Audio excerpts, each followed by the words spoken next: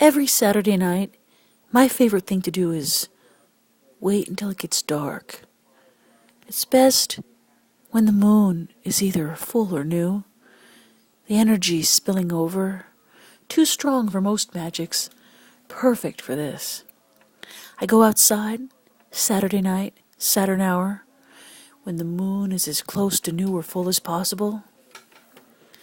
If you want to be sure, and you should be sure when you try something like this, you should do it when the seasons are turning. The equinoxes are good because they're doorways, times of change. Of the solstices, winter is better, at least for this operation. It may sound silly, but details like these are very important.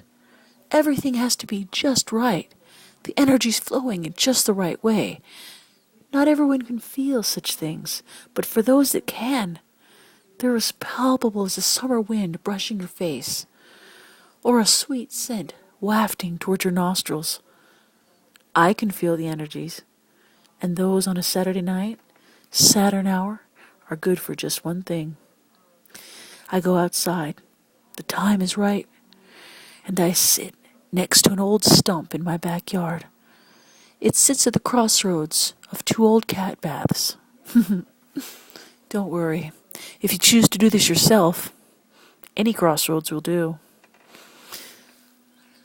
I sit at the stump. There's a hole in the middle that leads too far for me to see into. In the hole I place several items. Sometimes I use garlic, eggs, mustard greens, honey, and cookies or cakes. I stuff them down the hole with a prayer to the goddess of the crossroads, the goddess of witches, Hecate. Then I wait. I pray and I wait.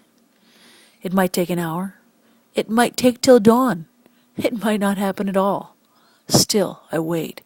And if the timing was just right, and my devotion enough, before morning I'll be rewarded. Just as I feel myself falling asleep, I hear the sound of a raven crying in the distance, or a gunshot, or a scream from somewhere far away. It all depends on just how things are flowing that night. And something begins to change. I pull myself back to wakefulness with a shock as I gasp for breath, and I see it.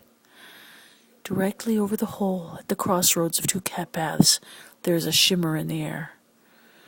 The first time I tried it, I thought I was dreaming. I stared as the air seemed to shimmer. Then a light, pale and ghostly, seemed to shine from a spot in the air. I stood slowly, frightened of it disappearing. Before I could see what reward I'd earned for my efforts, I reached out, and I swear I heard the strangest noises coming from that spot. It was like a TV station that wouldn't quite come in. Garbled sounds and odd shrieks, and even mechanical sounds that could be terrifying or not, depending on their source. I stared for a long moment before I found the courage to move on, to do what I came to do. I reached out my hand, and I touched the spot of light. My hand seemed drawn into the air before me. It felt like it was being sucked in, surrounded like a glove, tingling with electricity. I felt nothing of the other side. Just my flesh surrounded by tingling as it disappeared into the air. I pulled back and began to cry out, only to find my voice was gone. Hard as I tried, I couldn't make a sound. The air was now still, and I felt myself completely alone. I was absorbed, piece by piece, with agonizing slowness. I sweated and I cried, not knowing what gate to hell I'd opened and why in heaven's name I'd done it.